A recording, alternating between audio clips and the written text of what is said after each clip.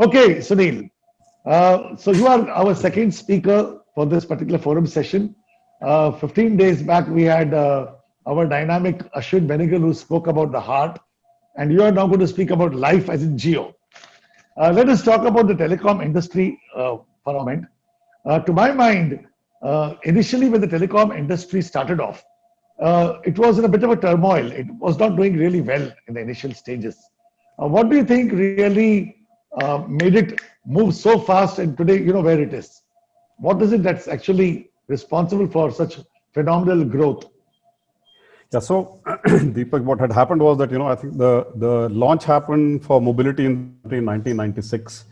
Between 95 and 96, the launches happened. And then uh, there were a lot of foreign telecom players who were here, and they had their tie-ups with certain Indian counterparts as well. However, because of the investments, they were going with more like a European model and trying to recover the investments fast enough. And we had a situation where there was 16 rupees outgoing call on mobility, and you even had to pay 16 rupees for incoming call. And incidentally, in those Yeah. days, a dollar costed 33 rupees, so it almost was a dollar to make and receive a call. So that was the situation. So as a result of that, mobility as an industry was never taking off. And then came the situation where in 1999, the government actually moved from, because that all this while, there was a fixed license fee which the operators had to pay.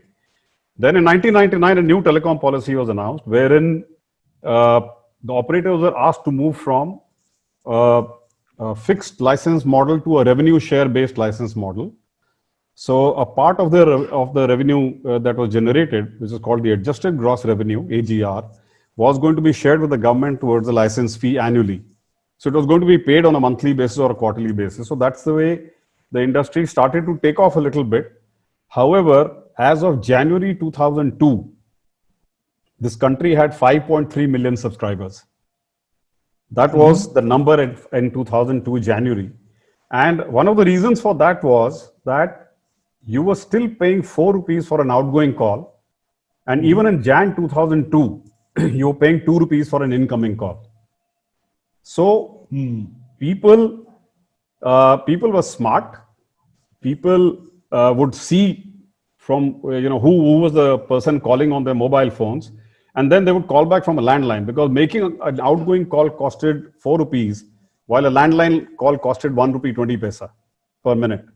So people would make an outgoing call like that. So that's where the whole missed call concept came up, and people would give a missed call and then receive a call from the landline. So that is how this concept came up, and mobility was still not taking off. Then I would say, as you know, the true sense of democracy is when people are able to take decisions for themselves, and they're able to do what is right for themselves. And I was on the other side of the table of mobility, which was I was handling devices, because I was at Nokia at that point of time. So in December 2002 was when my present chairman Mukesh Ambani, he launched what was then called Reliance Communications. And while the whole industry was charging 4 rupees outgoing, 2 rupees incoming, he said, and he was inspired by his father, who said, if you have to launch something for the country, make sure it is relevant for each and every Indian. Number two, the cost of communication should not be higher than the lowest cost of communication which exists at that point of time. And the lowest cost at that point of time was for postcard, which costed 40 paisa. So we actually had to go to TRAI and convince them that at 40 paisa per minute outgoing, and because you didn't pay anything to receive a postcard, zero for incoming, if incoming free, you could still be a profitable operator provided you had scale. And that is how in December, Reliance Communication was launched with 40 paisa outgoing and incoming free. That, if you asked me, was the first trigger for the growth of the mobility industry.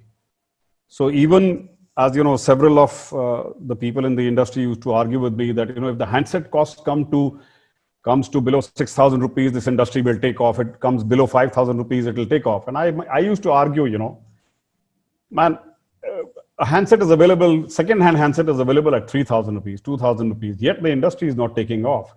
Why? Because you could buy a motorbike, but what do you do with the cost of the fuel? So the cost of the fuel was still high. So at that point of time, when it became outgoing 40 paisa, incoming free, suddenly the industry took off. I'll give you one small example, and you can then, there are several examples. I'll give just one example. If you recall during those times, Deepak and everybody on the call, at that time, if you had any electrical problem at home, you used to call up an electrical shop. Then that electrical shop fellow used to send one of the electricians to your house to see what was the problem. He would see what the problem was. He would tell you that these are the things which need to be fixed. You would say, okay, then you come back to the shop, pick up all that stuff, come back to your house, repair it, take the money, go back to the shop, pick up the next job order and go to the next house. And at the end of the day, this person would get 70 rupees, 80 rupees, 100 rupees for his whole days of work and go back home. Suddenly in 2002, with incoming becoming free and second-hand handsets always being there and cheap plans being available, this electrician now, when he started to come to your house, and now you see all of you, if there's an electrical fault, do you call the electrical shop or do you call the electrician? You call the electrician directly. Yeah. You call the electrician directly. He comes to you, he sees what is wrong, goes to the electrical shop, says, I want 1, 2, 3, 4, 5 things. That fellow says, okay, take it. What is the discount you're going to give me? You're 12%. No, I'm getting 18% from the next shop. I'm going there. The guy says, you come, you sit with me, I'll give you 18%. So suddenly you find the whole balance of power shift. But it's not about balance of power. It was the true democratization, not just of telecom, but I would say it unleashed or unlocked the whole potential of very small entrepreneurs in this country who suddenly became independent and they could unlock their own spirit completely. So that I would say was the first beginning of the takeoff of the industry. Now the industry reached where you're about 1.2 billion subscribers. Subscribers are 1.2 billion, but about 850 to 900 million mobile devices on which those subscribers are, because a lot of us are on multiple devices or multiple SIM cards. Then the second revolution which came was now, when the country was in dire need of data to be able to connect to the rest of the world, dire need of internet connectivity. That was when we chose the right kind of technology. So instead of legacy technology, and there were several operators which were going belly up at that time, and we could have bought out any of those operators, but we really didn't do that. We actually brought in the latest technology, which was 4G, took the risk of riding voice over LTE, but which ultimately has proven to be a better technology for voice because it's a digital voice. We took that, went to the customers, and again democratized the data by getting the data price, which we were earlier paying 300 rupees a GB for 3G data. And suddenly now it's come down to as low as 3 rupees a GB for 4G data. And I dare say, just as a statistics, but India before Jio was at number 155 in the world in terms of data consuming countries. Today, we are number 1 data consuming countries in terms of mobile broadband. And this has happened in the last 4 years. Per person, data consumption is 12 GB per month on an average. And voice is free. Mm-hmm. So that's how the country has moved. Mm-hmm. In fact, today, Jio alone carries more data than AT&T, Verizon, Sprint, all of them put together in the US. So all the 3 big US operators put together, and Jio carries more data on its network. So that I would say, the true unlocking took place in 2002 when incoming call became free. And then now, so far as internet connectivity is concerned, because actually I don't say we are a telecom operator, we are a digital services company. And in terms of single country, we are the second largest operator now in the world in that sense. So with 400 million customers on our network. So that's how, the industry really took off. That was a trigger point. So upgrading from 3G to 4G, meant a total paradigm shift. Yes.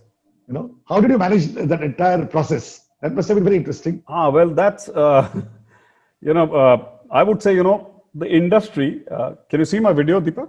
Very clear, and you're Okay. sounding very good. Thank you. Thank you so much. Well, I would say, as I mentioned, the industry was actually focused on recovering investments from legacy networks without actually thinking, why they existed or why the market existed in the first place. They existed. The purpose of this industry is to connect people to each other, connect people to information, connect people to multimedia, connect people to education, connect people to healthcare, wealth care, education, information, entertainment. So I think somewhere the legacy networks, forgot the real purpose of this industry.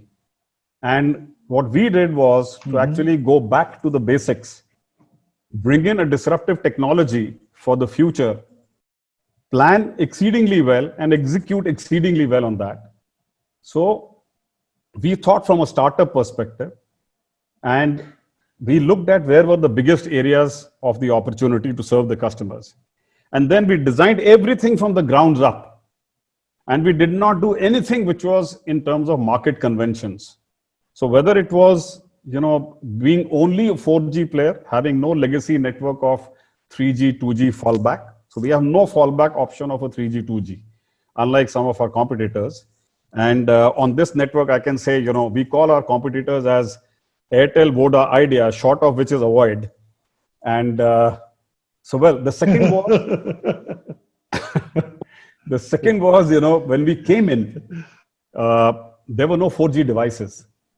And I had come from BlackBerry into Jio, and I went back to Nokia, to Samsung, to Micromax, to Lava, to Vivo, to Oppo, to every brand saying, guys, start bringing in 4G voice over LTE supporting devices because we are going to go extremely big. But they were all afraid of moving towards a new technology. So the second paradigm shift for us was, if the industry is unwilling to bring in devices, we introduced our own smartphones. And since our objective was not to make money on the smartphones, we introduced them at the basic cost price. Within 12 months, the entire industry of devices moved from 3G to 100% 4G. And not just 4G, but 4G in terms of voice over LTE. The next paradigm that we made the shift was in terms of voice versus data. So we always knew data was going to be more, in terms of desire and requirement and the need than the voice was. So today, if you notice, earlier, of course, for the last few months, we haven't flown or we haven't been to the airports. But earlier, if you would notice, the behavior used to be like this. Now, if you notice, the behavior is like this. So everybody is actually consuming data. And even if you're making calls, you're on data. So we made that paradigm shift in terms of where to focus on. Large part of the country was still unconnected. The India moved, but the Bharat did not move because there was a problem of affordable devices. So we brought in a JioPhone. It's like a feature phone for ease of use in the rural market, as well as even for some people in the towns. We brought in the JioPhone. The cost of manufacturing it is around 2,500 rupees. But what our chairman said was, give it to the customers at 699. Give it to them. Let them understand what data is all about. Let them connect to the world, because that's the only way you can unlock that potential. So we actually gave the handset at 699. So far, 120 million JioPhones are there in the hands of the customers, which means almost 10% of India's population is carrying a JioPhone. And that's how the rural heartland actually got connected to the internet highway. So that was the other way in which, we had to have a paradigm shift in terms of our thinking, in terms of what we were going to offer. Then was also our operating models. Unlike most of the brands, and I would dare say, some of our friends have been there in a lot of FMCG companies and all. Most FMCG companies, including the service providers like Bharti, Airtel, Voda, etc., have never had more than 100 offices across the country to be able to serve the people. We actually divided the country into 1,072 sub-markets, each market being served by a geo center. And then under each geo center, we've gone to the taluka level and opened a geo point, which is an experience center, as well as it is able to service the markets in and around the taluka market. So that's 6,500 of them we've opened under the geo centers. Each geo center has people from network, from sales, from warehouse, from finance, and from all other functions. So it's like an operating unit at a local market level. Even a market like Bombay has got 30 geo centers to be able to serve those markets equally. And we've gone along with that, we also utilized our almost 2,500 Reliance retail stores. We changed the complete go-to-market strategies. So there's a whole paradigm shift in terms of product to customer thinking, to customer servicing, to enabling the channel to be able to do that. We've gone through the entire thought process and thought it and reimagined everything right from grounds up. I would say that is how we are able to do that. And that is how you manage the entire country. And what were the special levers that worked to support? Would you like to tell us what are the special levers that worked at bringing about this big picture? Well, some of the levers. Or is it answer? Yeah. So some of the levers have been, one is, to have a first principle thinking, which is distill a problem into its fundamentals. What are the fundamental issues? And then attack each and every branch of those fundamental issues and try and solve those. Don't ever think about legacy. Don't ever think about get into personal biases or even anecdotal evidences. Look at it individually, solve it individually. If you are able to do it, and since we built this fractal model in terms of our country and the structure, we are able to do it, and then we are able to replicate it 1,072 times, and then we are able to replicate it 6,500 times. So that's one way in which we press those levers for it. The other is, what is the right demand to chase? So there again, if you're chasing the right levers for the demand growth, you'll always have an exponential growth rather than just to think of incremental basis of getting customers to the shops. For example, we haven't gone into print media with Jio. We've been a digital company right throughout. We've communicated with the customers in a digital manner. We know where the customer is. So instead of waiting for the customer to come to the shop, we've also gone to the customer. We've appointed what we call Jio associates, more than 2 million of them.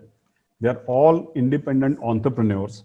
And in fact, I had once promised on the forum, when the jobs discussions was taking place, that I will come back with an opportunity for people who want to earn and who are out of jobs at this point of time. So there is this whole model of Jio associates, and with your permission, I will put it up on the forum, which people can actually take and paste on their Facebook pages or other pages, so that, when we were discussing at one point of time, you remember there were discussions about, in the film industry, the clap boys, the electrician boys, and other boys who are out of job. So there are opportunities for them. There are opportunities for boys or girls who work in the restaurants who are out of the job right now, or any such person.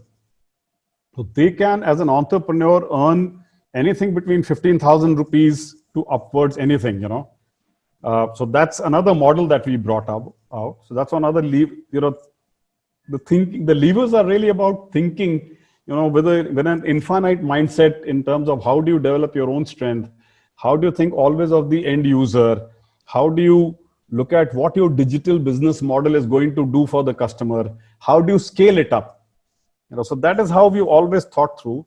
And then in terms of leadership, one principle has been be completely ruthless, be completely, uh, you know, inflexible in terms of so far as the success is concerned, but have complete flexibility in so far as people are concerned and individuals are concerned. Because here we are talking about being able to handle thousands of people, 50,000 people of our own out there.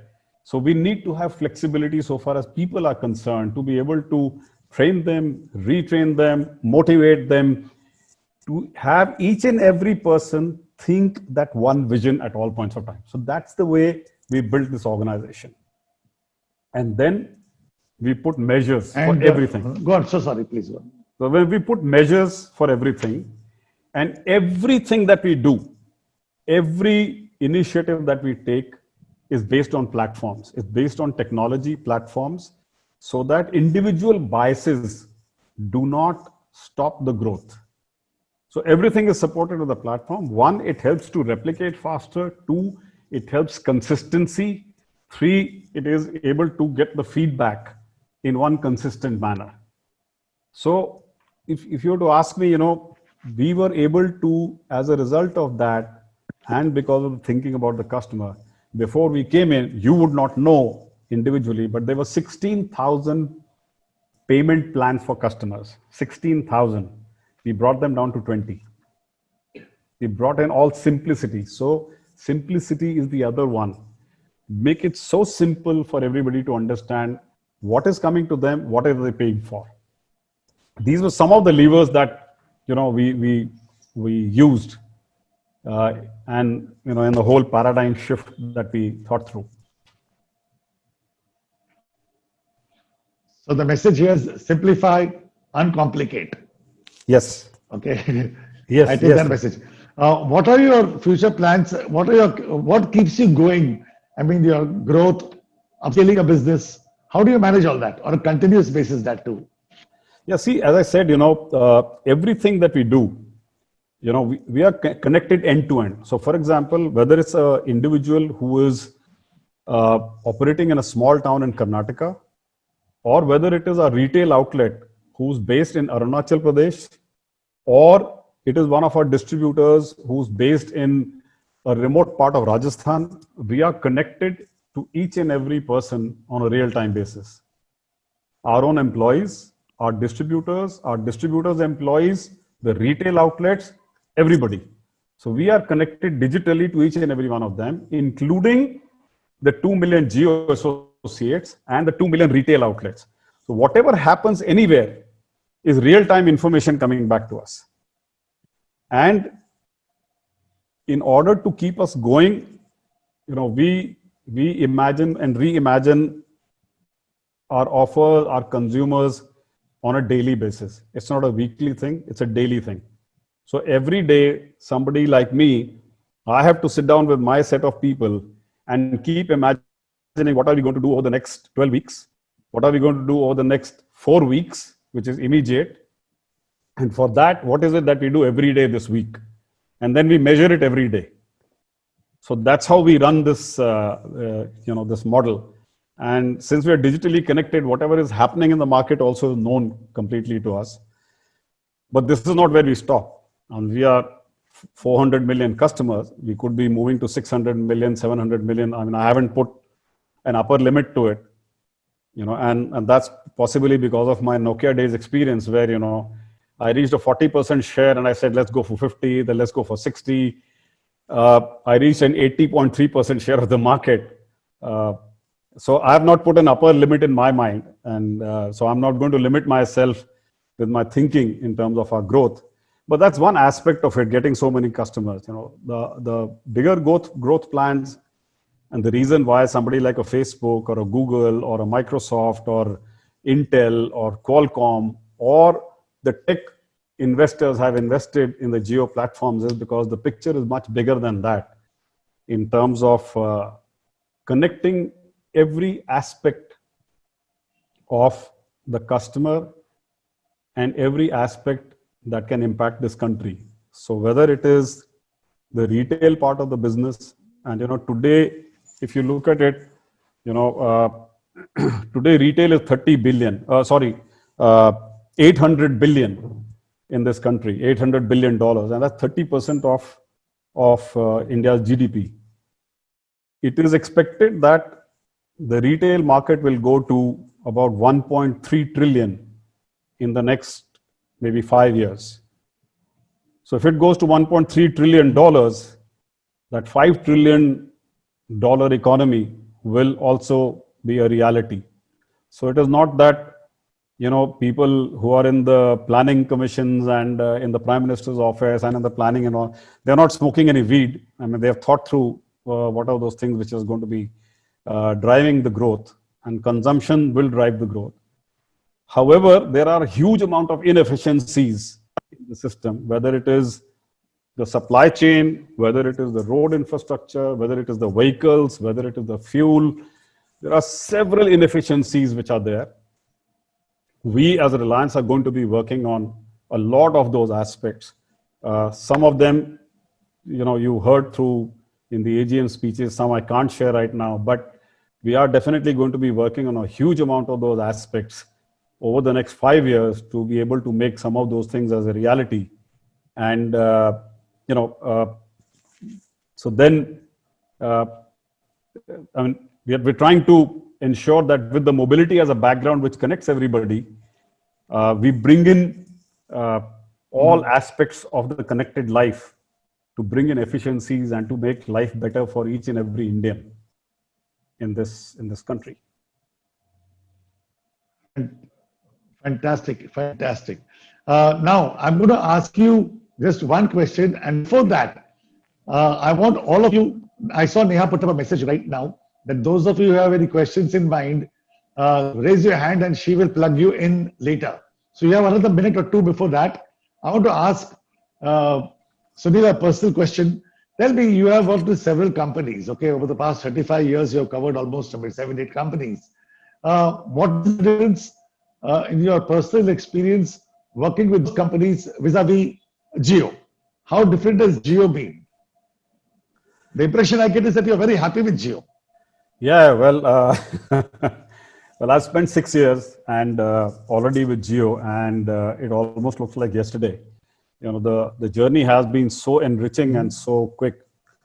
I would say, the amount that I have learned about industry, about technology, about people, about business in the last 6 years would probably be more than this learning of the previous 16, if I was to figuratively put it like that. Oh, really? Yeah, and I would say, somewhere in some of the previous 16 years, some of those experiences were repetitive, even though I was always trying to do something new. But these 6 years have really been, very, very enriching in terms of how business is done and how to actually make a difference for the customers. Not in an incremental manner, but in a very differentiated, exponential manner. How you need to be able to drive a revolution and use technology as a disruptor. So people say that Jio has disrupted the market. Jio is not disrupted. 4G as a technology disrupted. Jio brought in a revolution in terms of the digital connectivity in the hands of the people. So that is on the one point. The other is, I was sharing with some of you, some of the participants earlier. Working with somebody like Mr. Mukesh Ambani and Mr. Manoj Modi is an experience which I would say, very lucky people would get that. Provided you had your mind open for learning. I've worked with several global leaders, as you know, Deepak. I mean, I've worked with some of the top global leaders in HP, in BlackBerry, in Nokia. I know. However, Whirlpool. I would say nobody comes anywhere close to Mukesh Ambani. Nobody.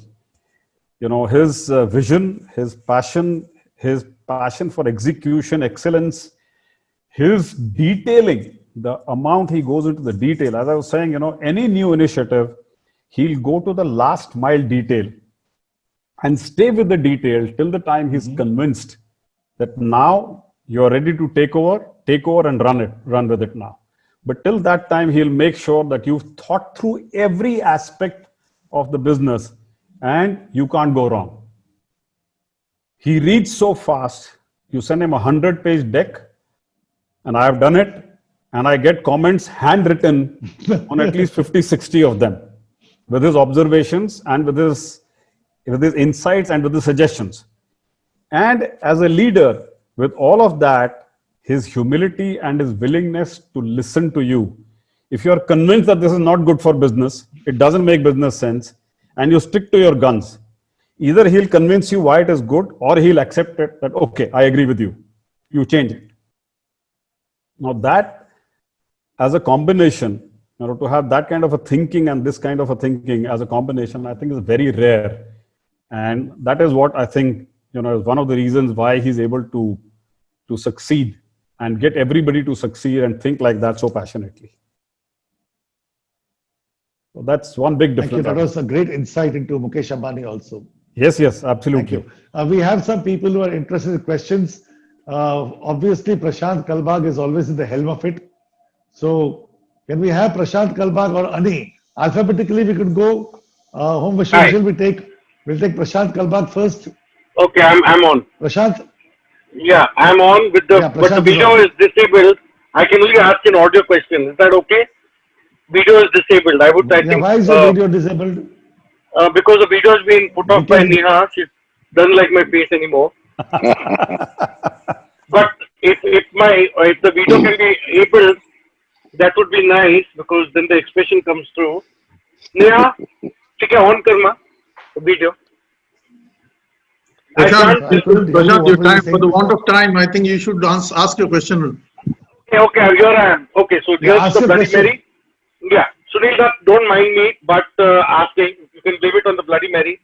But Vodafone was retrospectively charged some tax problems. Income tax went after them, hammer and tongs. And today, you like the political party that we have. We lost you, Prashant.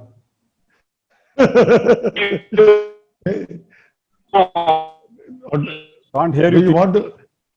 Yeah, do you want to lose? Prashant, your voice is fading. Prashant, your question seems to be slightly shady. Huh? Be careful. I think we should not cross the limit. We should not embarrass Sunil. Asking such questions about politics and this and all that. So no, you can ask anything. Am I audible now? Yes, you are. No, Sunil will answer anything. He's a vegetarian, but he'll bite anything, right? Yeah, but for the sake of propriety, I think we should hold our punch before asking some questions. I understand. Ganesh, you're absolutely right. Hello. So, Prashant, you need to be a little judicious before you ask a question. All right. Why doesn't Ani ask his question, and maybe I can ask a little question after that. Ani, please go ahead. Ani, your question. Sure. Neha, I think you should activate the video. Hello. Yeah, Sunil. Guys, move on. Move on. Yeah, move on. Correct. Yeah, Sunil, you spoke about 2002 as being a pivotal moment when incoming became free.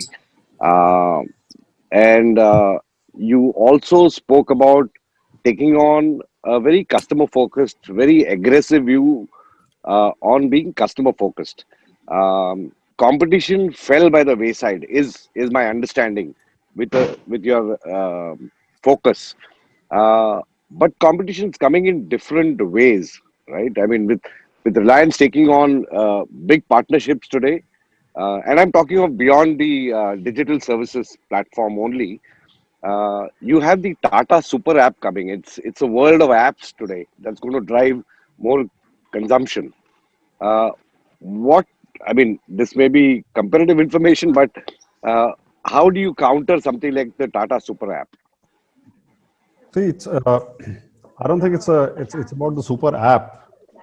it's about having execution capability on the ground, because a super app, and there are several people discussing about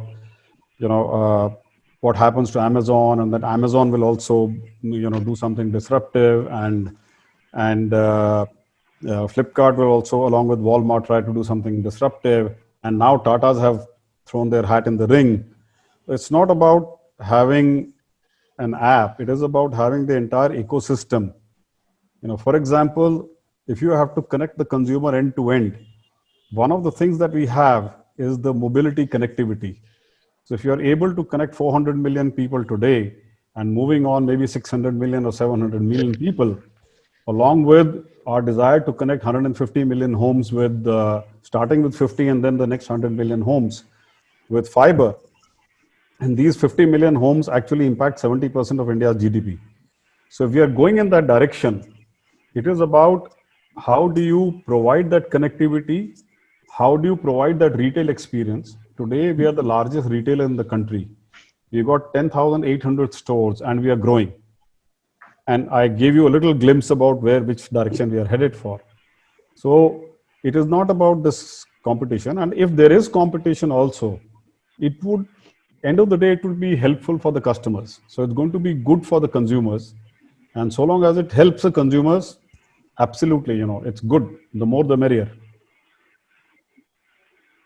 Thank you. Who's next? Actually, Neha has made a list of people and she just sent me a message on WhatsApp. Satish Kulkarni, I think you are next. She has put you in sequence, one after another. Oh, thank you. Thank you. Thank you, Deepak. Thank you, Neha. Hey, Sunil, quick question. What's really holding you back in terms of geographical expansion? You remember you and I have exchanged messages about what about South Goa? What about Prabha Devi? So what's really holding you back there? Very operational question. Yeah. See, the thing is that, when we are going in for fiber connectivity, and this is fiber to home connectivity, at some places it is about getting the permissions.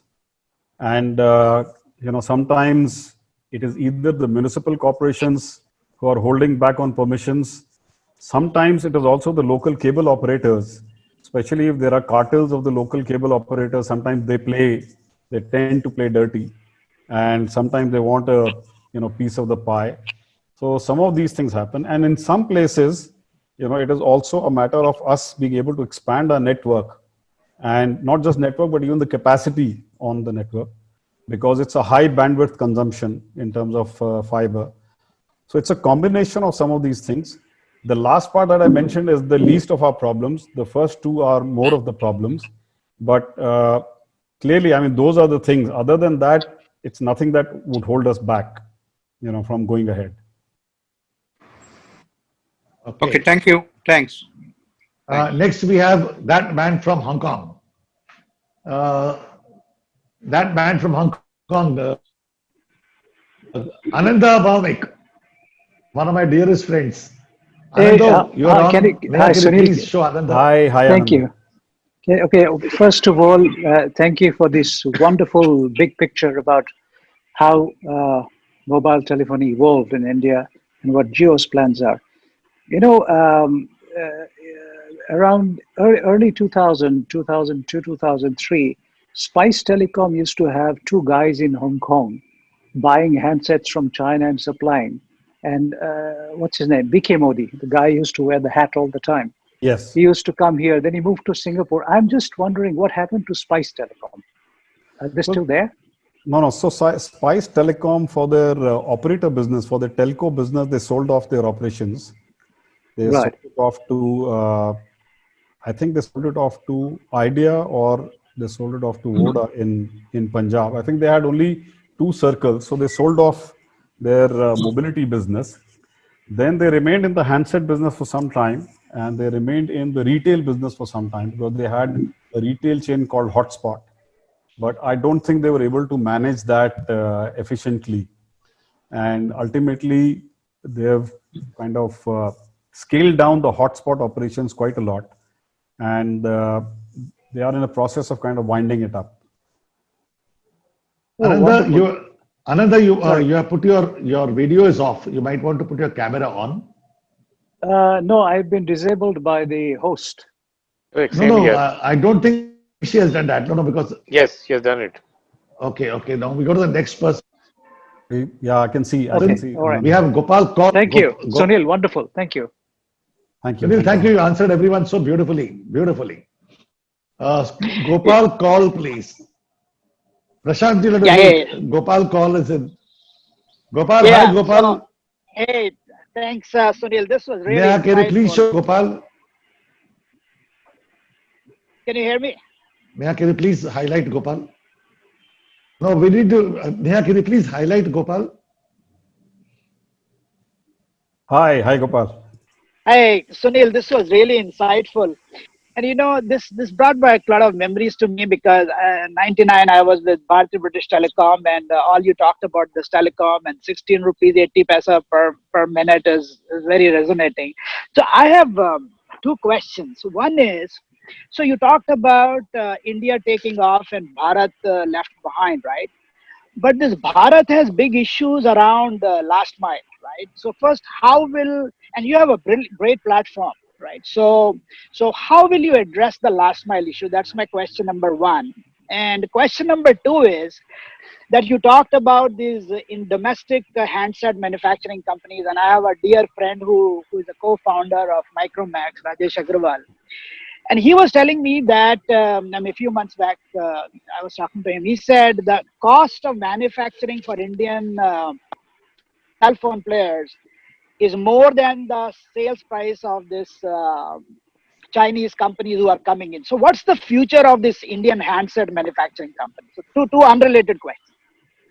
So first question first, Gopal, and very interesting. In terms of Bharat, which I mentioned. So first and foremost, we now have more than 300,000 towers across the country. And in terms of mobile connectivity, the mobile broadband connectivity, we are covering about 95% of India's population. So we've already covered a lot of rural heartland in terms of mobility, in terms of our mobile coverage. If you're talking about fiber coverage, already the government of India is talking about connecting all the 650,000 villages with fiber broadband. So that is again happening. All the 6,500 geo points that I spoke about are actually connected at the taluka level. They're actually connected by fiber. I can stream now also. So they are now connected with fiber.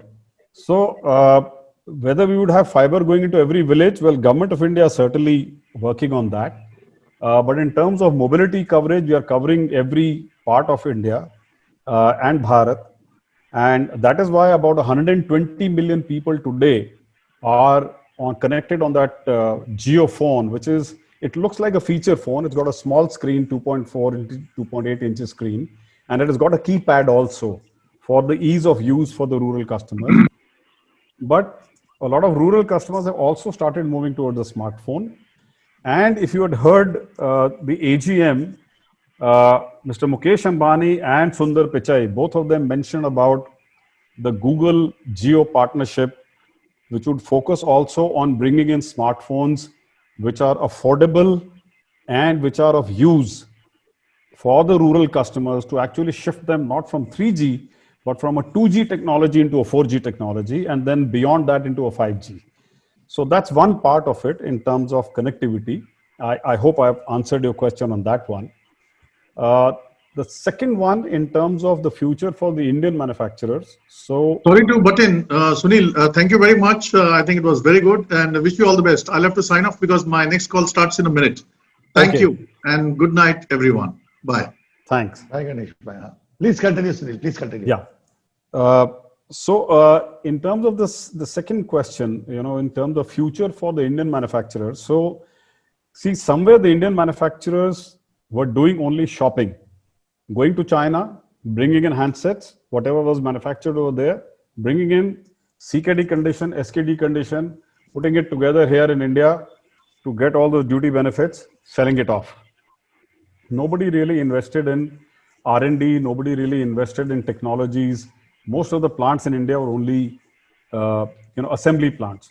I would not blame the Indian manufacturers because bringing the entire ecosystem of semiconductors and all the component manufacturing into India requires one, huge investments, two, it requires a large market to support not just the domestic consumption but also export consumptions. So which supply chain as well, yeah. And the supply chain. So which was not happening. The third was in terms of the benefits for manufacturing in India. So while those didn't exist at that point of time, but now the government has actually gone ahead and given certain benefits for the local manufacturing and to the Indian manufacturers and to a particular price point for manufacturing. So now suddenly you see that Micromax is coming back, and I was talking to Rahul and Vikas, very, very recently, the partners for Rajesh, because, I keep interacting with them from a technology and market perspective. And, Micromax is coming back into it. Lava is back into the game. Carbon is trying to revive itself. So these 3 of the 4 Indian brands are really coming back. And I do hope that, they are able to kind of bring the entire ecosystem so that they are not just dependent upon the Chinese for, meeting the demands of the Indian customers. Truly make in India. Yeah. They have started off, and they've really started off well. Thank you. Very, very helpful. Thank you. Thanks. Thank you, Sunil. We have three more friends. We have Ashwin Benegal, we have Dr. Soneji, and Sanjeev Kapoor. 3 guys are going to ask you questions. Let us start. Ashwin Benegal. Ashwin, are you there? Yeah, I'm here. Can you hear me? Yes. Is your camera on? Yeah. Yeah. Hey, Sunil. Hey, Ashwin. Yeah. Thanks for a wonderful, presentation, and really enjoyed it. Sunil, just one question. How do you see the 5G, platform, and when do you think that's going to come? And is that going to make a substantial difference in terms of, from a consumer point of view, the way we enjoy it today? And is Reliance probably going to be the first company again, to launch 5G in the future? 5G, I would say, was expected next year. It's not going to be done this year because even the spectrum auction, etc., is just not taken off. So next year is when we do expect 5G, number one. Number two, we are ready.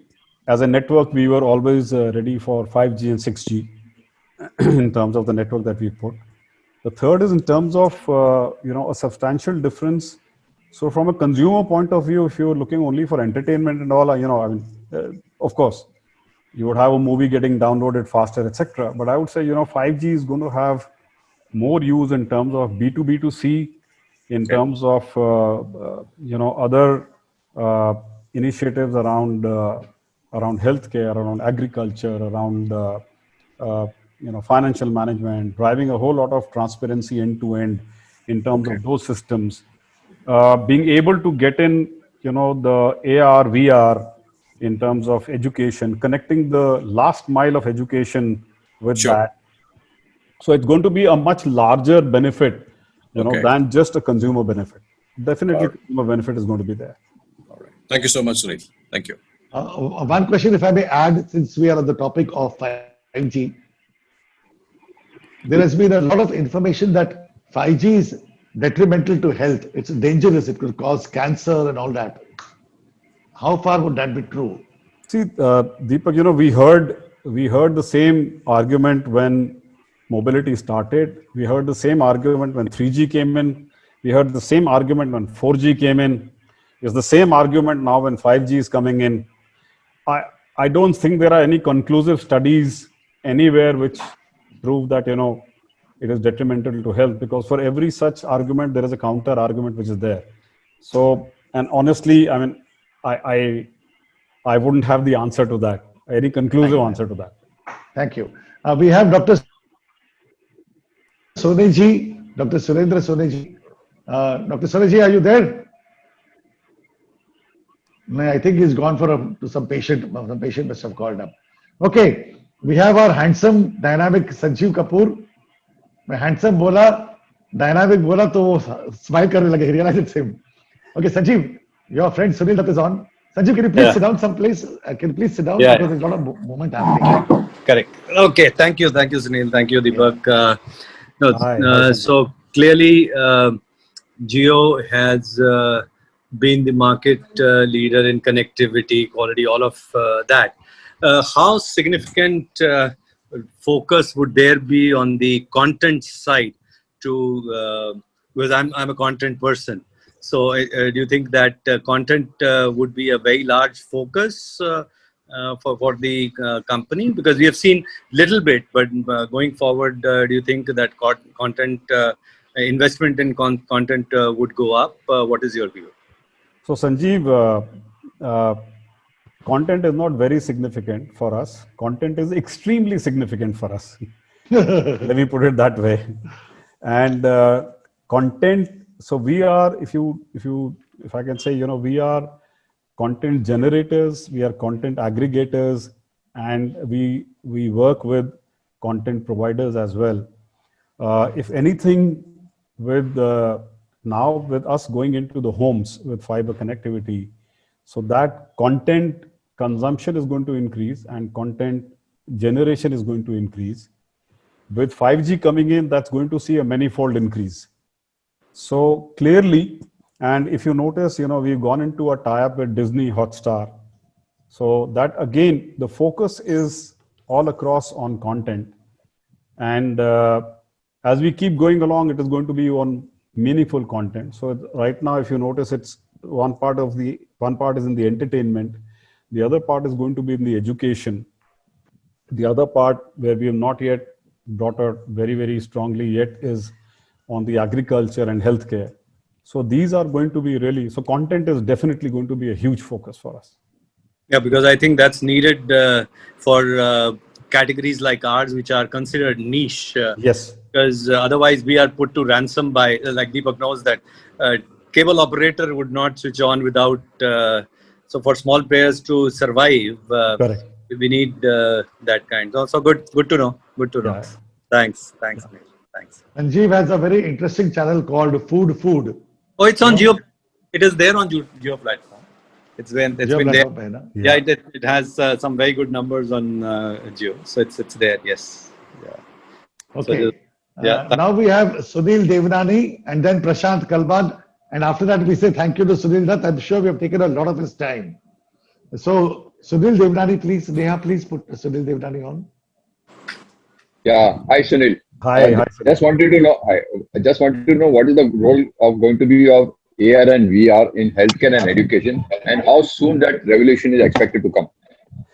Well, see, as I said, I think it's going to come hand in hand with 5G rollouts. With 5G, yes. That's one. The second is in terms of the content part of it, or in terms of the work on it. There's a lot of work which is going on. I mean, I know several of our teams which are working on all those aspects. But in terms of what the final picture is going to be looking like, we still don't know. In terms of education, you saw a small glimpse in the AGM when you're discussing about bringing the AR and VR into the classrooms. Especially now with application-based education coming in, it would be even of more relevance to bring that in. Because I think for students also, it's more like an experiential learning and application-based learning. So it would happen, but I would say it's going to take over maybe 12 to 18 months for it to start rolling out. Yeah, thanks. Okay, so now we have Prashant Kalbag. Dr. Himanshu, you want to ask a question? Yes. Okay, so after Prashant Kalbag, we take you, please. Prashant, can we have you on camera, please? Yeah. Brahmanand, your friend Sunil Dutt hai. You want to ask him any question, Brahmanand? No, let me just finish before I have my second Bloody Mary. Please. And I got cut off. I'm sure Ali asked the same question on Vodafone and the retrospective tax thing. So I'm not going to ask you that question. No, you can, absolutely. No, I'm not going to ask you that. No, I'm sure Ali asked that. With a smile, I know that. Okay, the question I am asking you, that power is concentrated between, say, Ambani and Adani and all, that's the general feeling. And we really don't have very many business conglomerates around, just the way our political leadership is. There is no opposition and there's no other alternative. Your perspective, honest perspective, you're not being recorded. Just go, we are all friends. We're not recording you. You can just go ahead and just speak your mind. So what you want to ask is it going to be detrimental? Because I don't see Adani into telecom. I mean, is the question that telecom is going to get concentrated in? No. It's a broader perspective I'm asking you as a friend. As a friend, it's a very broad-based question. Okay. Okay, my perspective to that, Prashant, if it is unrelated to telecom but a broader base. Unrelated. Yeah, my personal perspective is we need to trust the Indian consumer, and we need to trust the Indian, whether it is the Indian voter or whether it is the Indian consumer or whether it is the Indian individual. We need to be able to trust their capability of making the right choices. If getting a concentration of power in the hands of a fewer people is detrimental to the interests of the consumers or the public or anybody, that concentration doesn't have any future. And I have inherent trust in the Indians and the Indianness, I mean, as would be very evident from my comments on the groups. But I have a very inherent trust on the Indian consumer as well as on the Indian public for being able to make the right choices. Sometimes those choices might get delayed by a few years, but everybody, all of them know what is in their interest and what is not in their interest. So I would not really panic around it. I would not create panic around it. I would not have pessimism around it. I'm of course an eternal optimist, but I would not have any pessimism around it. I would never, and you would see me always contesting statements which say, the country is going to the dogs. The economy has gone to the dogs. I mean, it's okay. I mean, the world situation is such. I mean, today your economy is in that kind of a situation. Today, we might have been in a particular situation. But rather than to cry about it, I would rather say, as an individual, if I have the capability, I would contribute to say what is to be done. If not, I would say if there is a think tank of people, let the think tank of people come together as experts and suggest what is to be done. If people in power don't listen, I can tell you they don't remain in power. And it's as simple as that. If an industrialist or a businessman does not listen to its consumers, there's no future for that business. So you actually need to be able to constantly make a difference in the lives of people, and only then you remain relevant. Otherwise, you don't have a future. Absolutely. Thank you. Thank you, Sunil. Thank you so much, Sunil. After that, we have Dr. Himanshu Mehta, one of our most popular eye doctors. So many people have gone to him and come out extremely happy. Himanshu, over to you, sir. Hi. Thanks, Deepak. First of all, Sunil, wonderful talk. It raised my eyebrows. Wonderful. And it was just too good. It just helped us so much to understand telecom sector. Tell me something. What is the narrative being talked about? But beyond that, I want to hear from you. What is it that I don't even know? What is it that we are going to expect and will be life changing from the telecom perspective for the rest of our life? We know a few things, and a lot of narratives have been talked about. What is it that we don't even know? What do you think will change the whole thing? Well, see, I just kind of briefly touched upon it. Yes, I know. So which is why I want you to expand on that. Yeah. I don't even know what I don't know. So I want you to tell us what I don't know. Yeah. Well, let me say that if I was to look at the healthcare, the medical fraternity, I would say being able to take the most efficient medical care to the remotest part of this country, to be able to actually get to that person as the first line of treatment. I would not say the ultimate line of treatment, but maybe the first line of treatment. That's the first part of it. Related to it, when I look at the ecosystem, of whether it is transportation, whether it is connectivity, whether it is to be able to get the person to the right kind of medical care facilities, which get done by better vehicles, better roads, better infrastructure. So it's not a 1 year play. I mean, this is maybe a decade-long play, which is going to come into place. But we are looking at something like that, and that's one part of it. You can reimagine the same thing for maybe somebody who's like a crop producer, somebody who produces tomatoes, for example. Today sometimes the farmers throw their tomatoes on the highways. Why? Because the price which they're going to get in the market is, along with the supply chain cost, is going to be lesser than their own cost. So they decide, okay, let me throw it away. However, imagine if there was a cold chain which had the transportation capability, wherein a truck which was moving from one end of the country to the other end of the country also had reverse logistics tied in, wherein you are able to bring down the costs. That farmer would be able to get the right price at the right opportune time and not to be able to throw it away. The second, today a trucker moves for 10 hours a day and then he has to rest. What if you had a truck which is moving for 10 hours, the driver gets off, the next driver takes over, and then the truck moves to the other part of the country and comes back with other goods reloaded into that. So you brought down the cost of it. The third is, we have this misconception that Indian labor is cheap. The productive Indian labor, the productivity cost of the Indian labor is high because of the inefficiencies. So if you had something like, which would change because of technology, which would change the productivity cost of the Indian labor, you would have much better efficiencies coming in.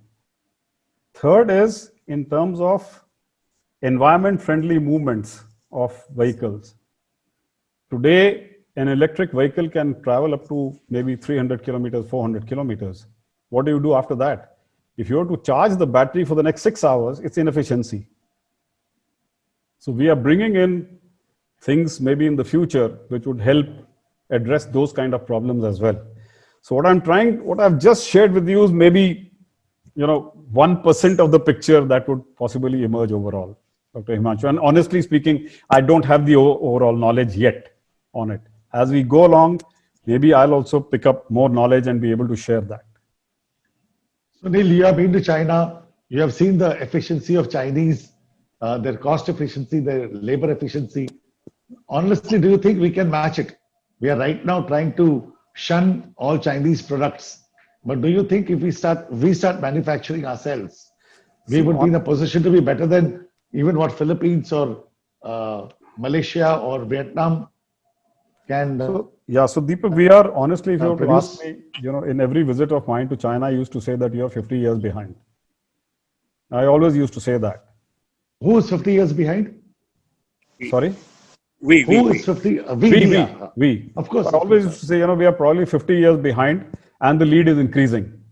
However, if I see at least the intent which has been thought through, and now when I look at and when I hear about what is going to happen in our own country, I don't think the lead is going to be bridged in the next maybe 1 decade or even decade and a half, because you can't bridge that kind of a divide so soon. However, we will in several aspects definitely jump a couple of generations. In every aspect, whether it's a technology or whether it is supply chain or whether it is some of the other things, we'll definitely jump a couple of generations. So maybe the lead might not remain that big. We'll definitely be able to bridge it. Deepak, if I can add a comment here. Sure. Sorry, Who's just that? one quick comment. Ani here. Ani. Quick comment I had was, Sunil, IoT development in India has taken off big time. And that's going to be one of the big levers, especially when it comes to road infrastructure, trucker efficiency, employee efficiency, right? Even the railways. And the railways, yes. Yes. Yes. Absolutely. Anyway, I think this has been a terrific experience, and I we think can go I think on and Amit on. Malik wanted to ask a So question. yeah, no, good. You spoke about IoT as well. So I think, and Sunil, you spoke about 5G earlier. So I think all of that will come together. 5G is absolutely essential for any of these things that you're talking about. But my question was more around the ARPU of the telecom industry in India. So despite all of this, because you make voice cheaper, then you make data cheaper, but then your ARPU also doesn't grow. Currently, compared to the best ARPU, India is probably still less than 1/10 of the ARPU, right? What do you think, and Reliance or Jio needs to do to increase their ARPU? And secondly, do you think 5G will be a driver? Are you guys thinking that 5G will be a driver for increasing ARPU for you guys? Your last question first. I do not have the answer to it, whether 5G will actually help increase the ARPU. On the first question, in terms of the ARPU, actually, if you ask me, we've been able to grow the ARPU for the entire industry, not just because of and voice being free, yet the ARPU has grown, and that's been primarily because of the data consumption, because the sheer amount of data which is getting consumed. As I said, 12 GB per capita. Right. So that's a significant move in. This ARPU of ours, Amit, today is without home broadband. This is without fiber to home so far. Correct. This is with very limited reach in the enterprise segment so far for us. And both the segments are higher ARPU drivers. And if you track the news, we are going to go extremely aggressive on both of them. Wait one more week or maybe max 10 days, you'll see a huge amount of aggression coming in on the postpaid. Postpaid, another ARPU driver upwards. So these are three initiatives which we are clearly focused on. Yeah. Fiber, we have started our journey for reaching 50 million homes. And as I said, these are the 50 million homes that impact 70% of India's GDP. We have also started off in terms of our postpaid. It's going to be another 1 week when you will hear some excellent postpaid plans from us. And so it will actually help a lot of you to be able to take the decision to migrate to Jio if you have not. And last but not the least is the enterprise segment. So enterprise actually is getting impacted by both, fiber connectivity as well as postpaid plans, because several companies are on company-owned, company-paid. Some are individually owned but company-paid. And some are individually owned, individually paid, but reimbursed by the company. So we are going to be impacting all these three over the next, maybe starting over the next 1 week or going further ahead. Thank you so much. Thank you, Amit. Thank you, Amit. Sunil, are you in a mood for one more question? Absolutely. I think this is getting so interesting. Nobody wants to leave. Ganesh Nayak had to necessarily go because he had an international call at 8 o'clock, which I was aware of. And I told him it's going to be only 25 minutes and maybe 10 minutes of question answer.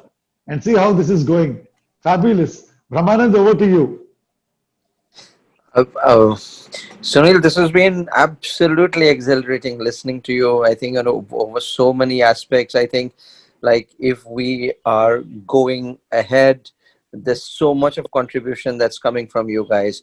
And I think that you did touch upon that one aspect very, very briefly. But I would feel that, Reliance's technology would probably be a huge factor in the changed education pattern. If you can just talk a little bit about that as we're winding up, because I know that education is at the heart of all of us, but it stands to have so much of contribution that it's mind blowing, and it will probably impinge every other area as well. So, thank you, Brahmanand. Thank you for that question. Actually, education, I think, is going to be hugely impacted with technology as well as with the content. And today, if you were to see, one of the reasons why we are where we are is because our primary education has not really got supported in the way it should have been. Somewhere, if you notice, our primary education is more expensive as compared with the college education. and I would dare say even the university education, which is which should have been actually the other way around, you know. Right. So, and one of the reasons has been one, lack of teachers. And we've got an Indian Administrative Academy, we've got Indian Police Academy, we've got Indian Revenue Services, but we don't have Indian Education Services. You know, something which is as basic as that. Even in some of the best of the private schools, some of the teachers that we have are the homemakers of executives who are sitting at home doing nothing. They don't have a job, so they go start teaching in a school. But do they have the requisite expertise? Maybe some of them don't have, maybe some of them pick it up, you know, as they go along, you know, they're working for 5, 6, 7 years, they pick it up.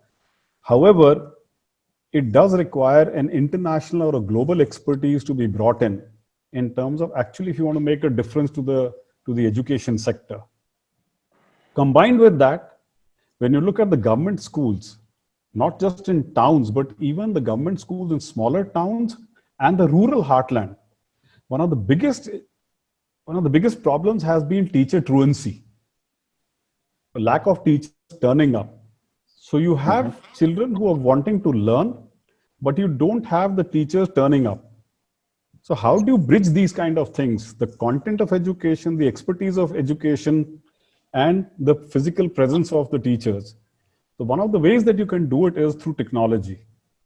So today, if you have people who are doing machine learning and writing codes in the US, being taught by teachers who are sitting in remote parts of Andhra or Tamil Nadu or Maharashtra or West Bengal or Gujarat or anywhere, if that is possible, it is eminently possible to be able to do the same thing for students who are sitting in the rural parts and remote parts of this country, to be able to get that knowledge to them.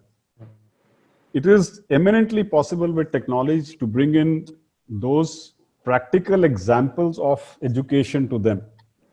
It is eminently possible to do all of that, but for that, yes, we do require connectivity.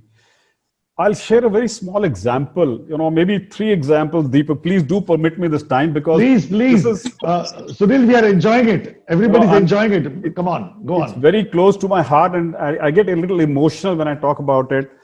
But you know, 3-4 examples which I want to give. You know, when we launched the Jio phone at 699 rupees, we went to a village in Rajasthan where a teacher was actually teaching tiny tots. You know, the little toddlers. He was teaching them, and I asked him. I said, "So, I mean, what's the use that this phone is providing you?" He says, "These little kids, their attention span is less than that of a butterfly. You know, to teach them a poem, it can take 5 days to teach them one poem because their mind is always going in different directions." Because one day, because when I bought this phone, I went to the YouTube, I discovered the poem in the form of a song. And he says, I brought it next day and I played it as a song in front of them. And he says in half an hour, each and every one of them knew the poem by heart. Half an hour, just listening to it 3-4 times. He says, I played it, they knew it. Then when you look at somebody who is in one remote village in Andhra, this person has no arms, has no legs, was a fruit vegetable vendor, and he became a Jio reseller. Today he does an activation. An activation of a customer requires taking a picture, it requires taking all the details, filling them in. He does it with his tongue, and he does about 100 connections a month. And we are now in the process of supporting him with a shop while he was doing it from his cart. Then when you hear about this girl who, in a remote village again in West Bengal, she studied for her exams of graduation on that little phone screen. Would you believe it? It touches the heart when you read all of them. And we have millions such stories. She read through all her content on that phone. She passed with a distinction. She's scored more than 80% score on that. And all the while, she's been supporting the family as well by doing a vegetable business during the day. So if you look at it in terms of potential, this technology and connectivity can actually do a lot for this country. We just need to get all the moving levers together and to get the content in, to get the connectivity in, and then to get the students in there. And I'm telling you, Indians by nature, because our parents have been always focused on, kids to learn, kids to get educated. That is a good combination to have for the future. Amazing. Amazing. Amazing. Brilliant. Sunil, I knew this particular experience with you is going to be fantastic, but I did not imagine it would be so fantastic. So then, so Deepak, fabulous. Sorry, Deepak, I'm interrupting you here, but there is one more example which I want to share with everybody. Please, you can go five more. This has more been and more examples. Closest to my heart, for several years now. I was posted in Kolkata. I was working with Whirlpool. I was posted in Kolkata, and I used to travel to all of the eastern region. I once went to Bhubaneswar, and my branch manager in Bhubaneswar says, "Boss, have you seen Puri?" I said, "I haven't." He says, "Let's go to Puri." We went to Puri. We went to the temple. Then he says, "You haven't seen it if you haven't seen Konark." I said, "Okay, let's drive to Konark as well." So any one of you who's familiar with Odisha and that part of the country would know that from Puri to Konark is a coastal highway. And so on one side is sea, on the other side is all landmass. And we were driving there, in the Ambassador, and I just saw one very large huts on my left-hand side, and I saw something inside there, and I told these guys, stop, this seems very interesting. I went in there. There were these people, they were sculptures. They were making sculptures of gods and goddesses, nothing else. Only sculptures of gods and goddesses. And I saw some beautiful idols of gods and goddesses there, and I said, I must buy. So we said, okay, on the way back. On the way back, we stopped. I bought some small idols. And then there is this Ganpati's idol, which I saw.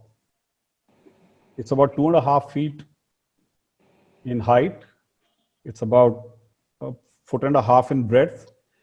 It must be weighing about 75 to 80 kgs because it's made of stone. And I loved it. And I said, I want this. So I said, how much does it cost? So he said, 10,000 rupees, sir. There's a sticker put over there. Now, we being Indians, we bargain for everything. I bargained for God as well, So I said, no, you have to give me some discount, etc., etc. He gave it to me for some 9,000 something. And then after that, I didn't have a heart because I said, this is so beautiful. I don't want to bargain further. I said, okay, I'm buying it, but I don't have the money. So I'm giving you some advance. My people will come and take it, and then you give it to them. This person in that rural heartland of the country tells me, I'm sorry I get a little emotional, but he says, sir, Bhagwan hai, hamara paisa aa jayega, aap leke jaiye. He put that idol in the car. He brought it to Bhubaneswar. The next day, my branch manager went and gave him that money. I gave the check to my branch manager there. He went and gave cash to those people there. 9,000 something, I bought it. Maybe with his blessings, I got promoted. I came to Bombay on a promotion as the general manager for West. Most of us know Bombay. I was walking with my wife on the linking road because I was staying in Pali Hill at that time. We were just generally walking, and there's this showroom called Sadhguru's. I'm sure most of us have heard of it. Mm-hmm. So my wife and I entered the showroom. I said, let's see something for home. I see the same idol sitting right in the middle of the showroom. Same Ganpati. And I went up and I said, okay, let me, let's see if I can buy it for somebody, And I saw the price tag and I'm looking at the zeros and I'm asking my wife, am I reading the price correct? She says, yes. I asked the shopkeeper, how much is it for? And between this purchase of my idol and to this is 9 months apart. And he tells me, sir, 1 lakh rupees. That hit me in my gut. Couple of years later, when I was with Nokia, a lot of foreigners used to come and they would go, want to buy something ethnic Indian. On one of my visits, I took them to the Cottage Emporium in Delhi. I went in, I see the same idol sitting again. Price tag 1,29,000 rupees. And then I'm imagining, what did that poor man get who made it with his heart and soul and his blood and sweat and toil? What did he get? And why? Because he was not connected to the world. Today, that place and those people are connected. We at Jio went and connected them. Today, all they have to do is put it up on the net, put it up there for everybody to see. And today they get the real value for their hard labor. So connectivity Fantastic. can really do a lot. Awesome. Wonderful. Awesome. Lovely. Absolutely awesome. Yes. Beautiful. Outstanding, What a- outstanding, outstanding. Outstanding. Wonderful. What a lovely evening, right? I see Mahesh Buddha, I see Ananda Absolutely. Bhaumik, how would you Unbelievable. define, Ananda, how would you define this evening today? 2 hours. Wonderful. Huh? It's absolutely it was a wonderful evening. The first one with Ashwin, now with this, it's evolving into something very, very interesting. And I look Yeah, forward to that- the third one. Sunil, it was superb, absolutely. Very well done. Brilliant. Mahesh Buddha आपको कुछ बोलना है महेश जी आपको Totally कुछ बोलना echo है that. No. I must say, because very articulate, Sunil, and outstanding, very mesmerizing. I mean, information is one part of it, but you touched our hearts. highlight Mahesh Buddha. The way it was, given these real life stories, which because you have gone through yourself, and that speaks a lot about our people, our country, and kind of business because we are into, and what we really look into was not that the larger picture, because we need to go to the grassroots. Thank you so much. Outstanding. Amit Malik, would you like to say something? Amit No, Malik, would you like to say something? absolutely. This was my first one. Unfortunately, I haven't been able to I wasn't able to attend the last one. But Sunil, I mean, fantastic. I can make out you're such a wonderful human being. Besides being a great orator, you mesmerize people for sure. Yeah, that's why I think you rose every time you did whatever you did in sales for sure. But I'm sure your customers were also mesmerized by you. It was really, really enriching. Absolutely. And I think it came right from the heart. I totally enjoyed myself. Thank you. Thank you so much. Brahmanand, would you like to say something? Brilliant stories, wonderful insights, Sunil. It can't get better. This is absolutely delightful. I came a little late, but from the time that I came, I was absolutely hooked. And there's so much more that one needs to absorb from you. It's absolutely seamless and brilliant evening. Thank you, Deepak, so much. That man from Atlanta. 3 words from you, Atlanta. No, Please it's highlight, great. Ani.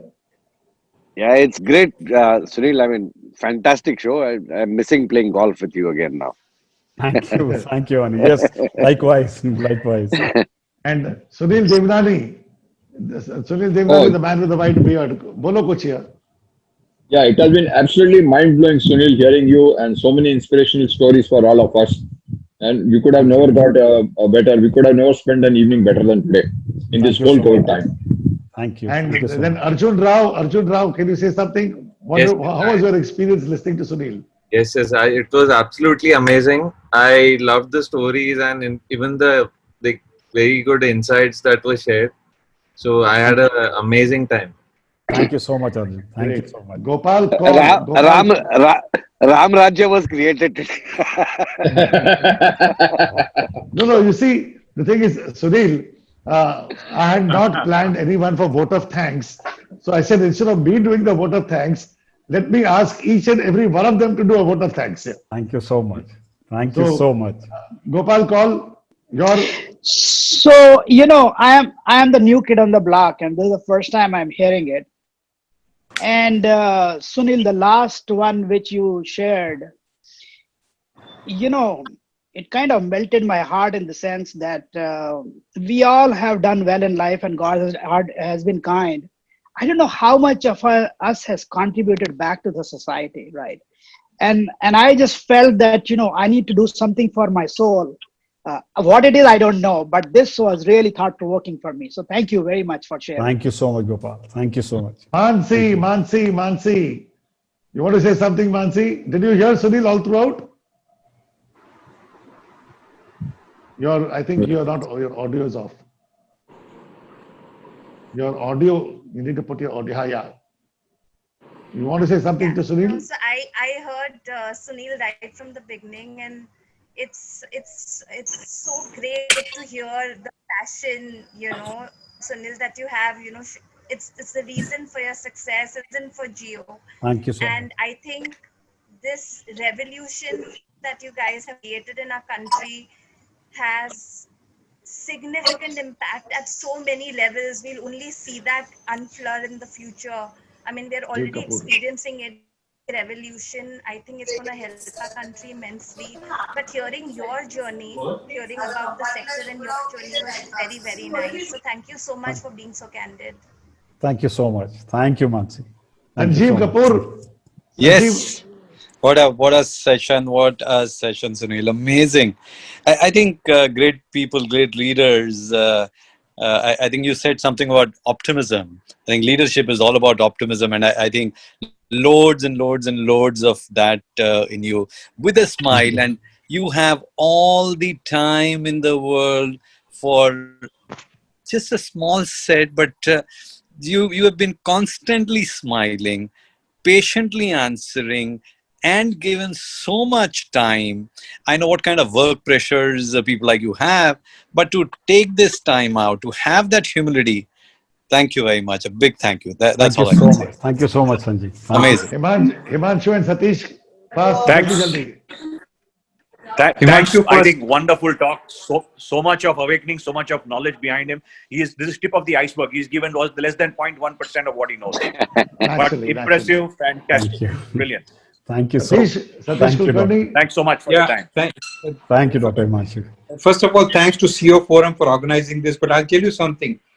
I bother Sunil practically every fortnight for something or the other.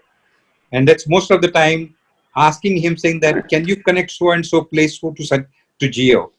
I've been the biggest ambassador for him. Sunil, you know that very well. This afternoon, I was at my friend's place telling him that you must. So I have known Sunil as a professional at Jio, but today I know Sunil as a human being, as an individual, which is so phenomenal. Sunil, I mean, you have surpassed every expectation of a leadership. Phenomenal. Thank you very much for being there for the industry, for the people of this country, and for everything that you do. Thank you so much. Thank you so much. Okay. Thank you so much. Guys, we come as there's some noise happening, some disturbance in somebody's house. Thank you guys for being with us. It's been a superb evening. Like all good things come to an end. Good night. Jai Hind. Khuda Hafiz. Good night. Thank you so much. Ram. Thank you. Bye. Thanks. Have a great weekend, guys. Bye. Bye. Thank you. Thank you all.